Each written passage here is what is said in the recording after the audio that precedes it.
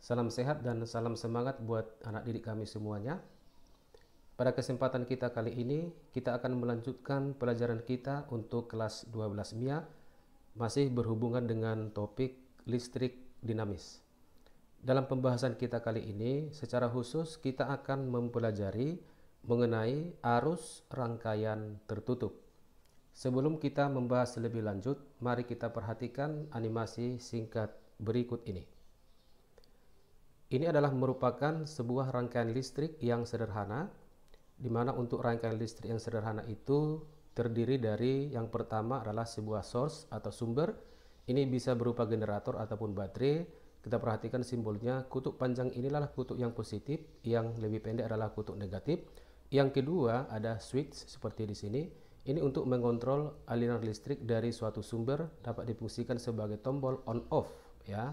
Ini simbolnya. Kemudian yang ketiga disebut dengan path atau wire. Ini adalah suatu saluran listrik dari sumber menuju suatu beban. Sebagai contoh ini bisa berupa kawat listrik ataupun kabel listrik, simbolnya seperti garis lurus seperti ini. Untuk load, ini adalah suatu alat atau perangkat yang menggunakan aliran listrik dari sumber ya. Contohnya kawat listrik ataupun kabel listrik, yang disimbolkan load itu adalah seperti ini. Kemudian yang berikutnya adalah kita perhatikan aliran elektron. Ketika saklar terbuka, tidak ada elektron mengalir, maka lampu mati. Ketika saklar tertutup, elektron mengalir sehingga lampunya dalam keadaan menyala. Kita perhatikan bahwa elektron itu mengalir dari kutub negatif menuju kutub yang positif, sedangkan arus listrik itu mengalir dari kutub positif menuju kutub yang negatif. Nah, kemudian kita akan memulai pembahasan kita mengenai rangkaian tertutup. Apa itu rangkaian tertutup? Rangkaian tertutup adalah rangkaian di mana alat-alat listrik yang disusun sedemikian rupa sehingga arus listrik dalam rangkaian dapat mengalir. Di sini posisi saklar adalah dalam keadaan tertutup. Sebagai contohnya, mari kita perhatikan gambar berikut ini. Ketika saklar S tertutup atau terhubung, kita perhatikan lampu dalam keadaan menyala, berarti di sini ada aliran arus listrik. Kemudian saklarnya disebut dengan posisi on. Sedangkan rangkaian terbuka, alat-alat listrik disusun sedemikian rupa sehingga arus listrik dalam rangkaian tidak dapat mengalir. Berarti di sini saklarnya dalam keadaan terbuka. Gambarnya kira-kira seperti ini. Ketika saklar S terbuka atau tidak terhubung, berarti lampu itu pasti dalam keadaan mati, tidak menyala. Karena apa? Karena tidak ada aliran listrik pada rangkaian ini. Dan posisi saklar S kita sebut sebagai posisi off. Kemudian kita perhatikan menentukan arus pada rangkaian tertutup. Untuk menentukan arus pada rangkaian tertutup, ada beberapa langkah-langkah yang harus kita ketahui. Yang pertama adalah menentukan hambatan total rangkaian. Ini sudah kita pelajari pada pembelajaran kita sebelumnya. Kemudian langkah yang kedua, menentukan arus total rangkaian dengan menggunakan hukum Ohm, di mana hambatan yang tersusun seri dengan sumber tegangan memiliki arus yang sama dengan arus total ataupun dengan arus rangkaian. Sedangkan yang ketiga, membuat perbandingan arus untuk hambatan yang tersusun paralel. Ini bersifat opsional, bisa juga kita menggunakan prinsip pembagi tegangan. Untuk lebih jelas mengenai arus pada rangkaian tertutup ini, mari kita perhatikan contoh soal yang nomor 1. Tentukanlah arus I1, I2, dan I3 pada rangkaian listrik di bawah ini. Ini adalah rangkaiannya. Kalau kita perhatikan di sini ada 4 resistor yang terhubung ya. Ini R1, R2, R3, dan R4. Kemudian ujung-ujung dari para resistor ini semua dihubungkan dengan sebuah sumber tegangan baterai yang memiliki nilai potensial atau GGL E sama dengan 24 volt. Kemudian arusnya mengalir seperti ini ya. Arus I besar ini itu akan dibagi pada R1 yang sama dengan I1 dibagi pada R2 yang besarnya sama dengan I2 dibagi pada R3 yang besarnya sama dengan I3. Nah, kita buat penyelesaiannya. Langkah pertama yang harus kita ambil adalah kita harus menentukan nilai hambatan total dari semua resistor yang terhubung pada soal ini, ya. Kita perhatikan di sini bahwa R1, R2 dan R3 ini adalah tersusun secara paralel, maka kita sebutlah ini sebagai RP atau R paralel, di mana 1 per R paralel itu akan sama dengan 1 per R1 tambah 1 per R2 tambah 1 per R3. Selanjutnya kita masukkan nilai-nilai dari masing-masing nilai resistor, sehingga akan sama dengan 1 per 20 tambah 1 per 30 tambah 1 per 60. Ini hasilnya akan sama dengan 6 per 60. Kita sederhanakan akan sama dengan 1 per 10. Sehingga nilai R paralel itu akan sama dengan 10 ohm. Sehingga hambatan total rangkaian kita menjumlahkan nilai R4 ditambah dengan R paralel yang sudah kita cari tadi, maka hambatan totalnya akan sama dengan 10 tambah 10 sama dengan 20 ohm. Arus rangkaian itu kita sebut sama dengan arus total yang besarnya kita buat sebesar I. Untuk menentukan arus total ini atau arus rangkaian, kita pergunakan persamaan hukum Ohm yang sudah kita pelajari sebelumnya, di mana arus itu akan sama dengan perbandingan tegangan atau sumber, ya, dibagikan dengan hambatan total atau sama dengan GGL E dibagikan dengan R total, sehingga nilai arus total atau arus rangkaian akan sama dengan 24 dibagikan dengan 20 sama dengan 2,4 ampere. Kemudian kita akan membuat perbandingan arus I1, I2, dan I3. I1 banding I2 banding I3 itu akan sama dengan, ini dari persamaan hukum Ohm, ya, V1 per R1 berbanding V2 per R2 berbanding V3 per R3, di mana V1 yaitu tegangan pada resistor 1 akan sama dengan V2 sama dengan V3 sama dengan V atau sama dengan GGL. Kenapa sama? Karena antara R1, R2, R3 ini adalah susunan yang paralel, di mana untuk susunan yang paralel itu memiliki nilai tegangan yang sama, sehingga V1, V2 dan V3 ini kita coret seperti ini, sehingga perbandingannya akan sama dengan 1 per R1 berbanding 1 per R2 berbanding 1 per R3.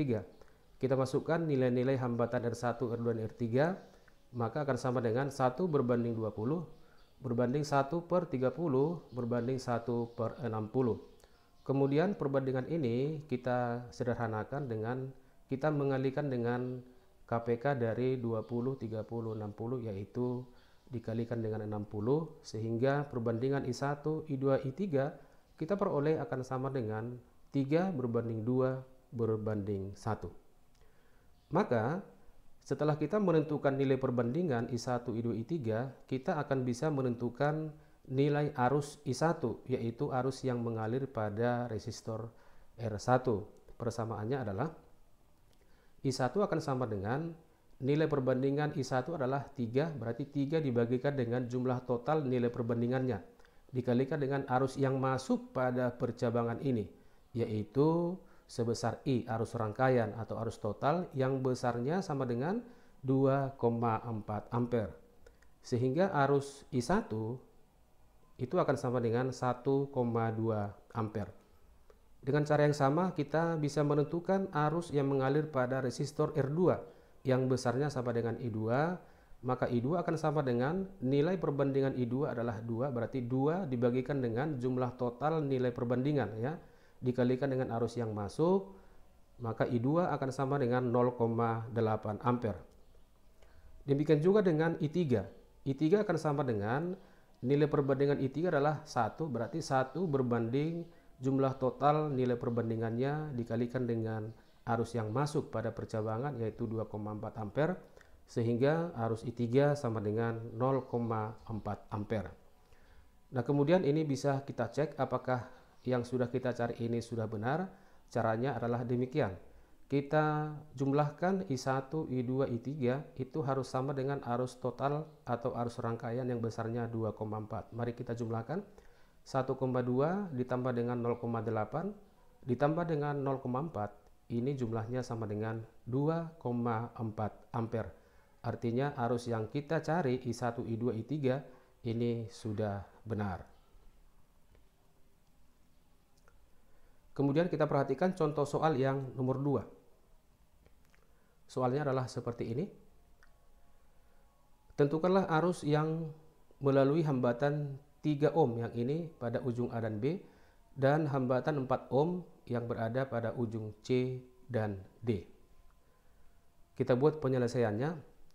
Nah, langkah pertama sama seperti ketika kita menjawab soal yang nomor 1 tadi, kita harus mencari hambatan total daripada susunan resistor ini semua.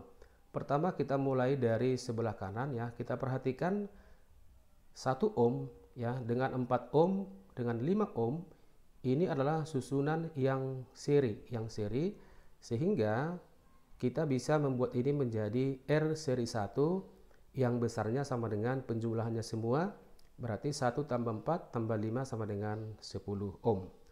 Kemudian RS1 dengan rangkaian ini semua sampai ke kiri kita sederhanakan kembali sehingga rangkaiannya menjadi seperti ini ya.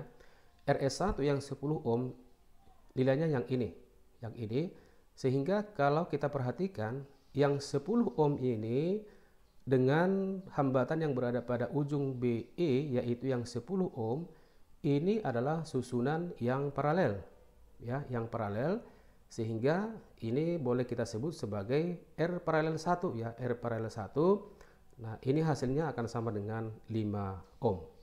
Kemudian rangkaian ini kita sederhanakan kembali menjadi seperti ini. R paralel 1 yang besarnya 5 ohm itu yang ini sudah. Ini dia.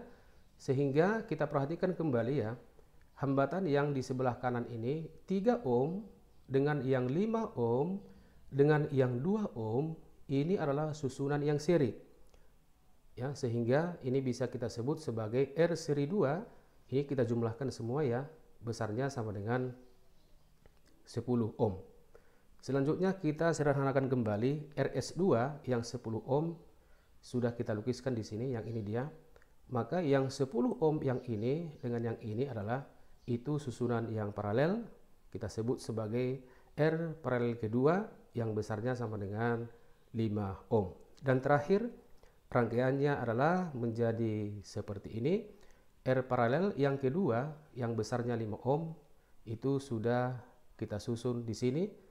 Maka kalau kita perhatikan rangkaian terakhir ini sudah jelas bahwa yang 5 ohm ini dengan 5 ohm ini dengan yang 2 ohm di sini ini sudah susunan yang seri ya, sehingga ini adalah merupakan hambatan total rangkaian, kita sebut sebagai R total, maka penjumlahannya sama dengan 12 ohm. Sehingga arus total rangkaian atau I itu akan sama dengan V per R sama dengan 12 per 12 sama dengan 1 ampere. Nah, sekarang kita perhatikan rangkaian awalnya ya. Kita akan menentukan arus pada hambatan yang 3 ohm di sini ya, hambatan pada 3 ohm di sini. Pertama, kita misalkan dulu bahwa arus yang masuk itu yang dihasilkan oleh sumber tegangan itu besarnya sebesar I seperti ini. Kemudian jika arus I mengalir pada hambatan 5 ohm, kemudian sampai di titik A, maka ketika sudah berada di titik A, arus I yang ini akan dibagi ke bawah dengan ke kanan. Yang ke bawah ini kita misalkan I1 ya, kita misalkan I1. Kemudian yang ke kanan yang ini kita misalkan sebesar I2. Nah, selanjutnya kita perhatikan arus I1 ya, perhatikan ini akan melewati atau melalui hambatan yang 10 ohm yang ini.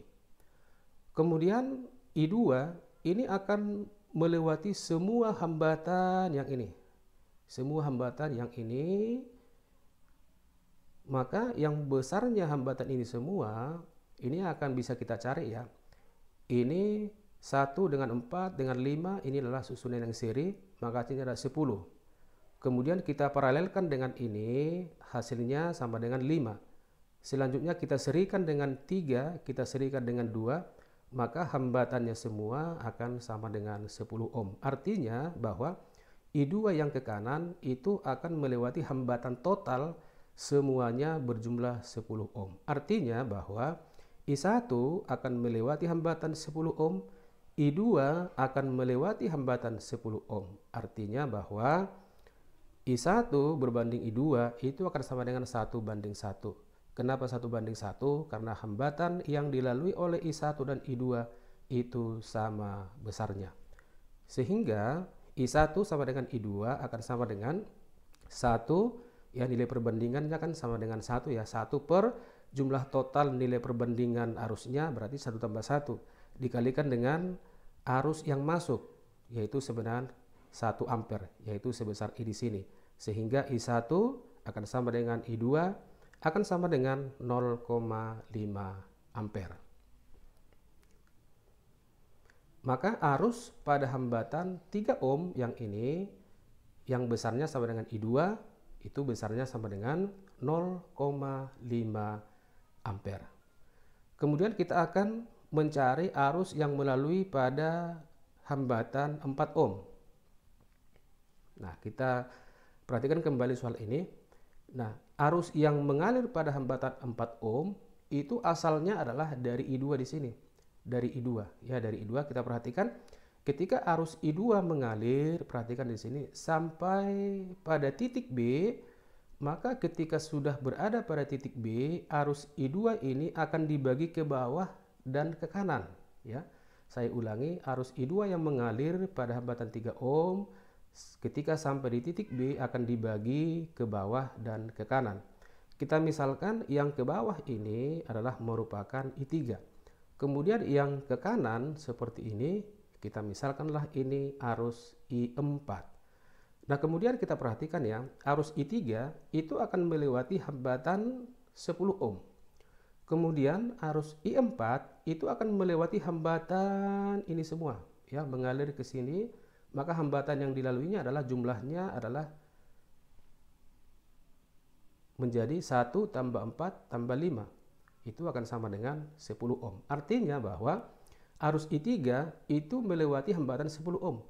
Arus I4 itu melewati hambatan 10 ohm. Artinya nilai hambatan yang dilalui oleh I3 I4 itu adalah sama besar. Sehingga perbandingan arus I3 dengan I4 itu akan sama dengan 1:1. Artinya di sini bahwa arus I3 itu akan sama dengan arus I4. Maka I3 akan sama dengan I4 akan sama dengan perbandingan arusnya adalah 1 dibagi dengan jumlah total perbandingan arus dikalikan dengan arus yang masuk. Nah, arus yang masuk itu bukan lagi arus I, tetapi arus yang masuk adalah arus I2. Di mana arus I2 sudah kita peroleh tadi sebesar 0,5 ampere. Makanya kita kalikan di sini sebesar 0,5 ampere. Sehingga arus yang melewati hambatan 10 ohm di sini atau I3 dan I4 itu besarnya sama dengan 0,25 ampere. Artinya bahwa arus pada hambatan 4 ohm itu besarnya sama dengan 0,25 ampere. Demikianlah pembelajaran kita kali ini. Semoga apa yang kita bahas bisa bermanfaat. Selamat belajar dan semoga sukses.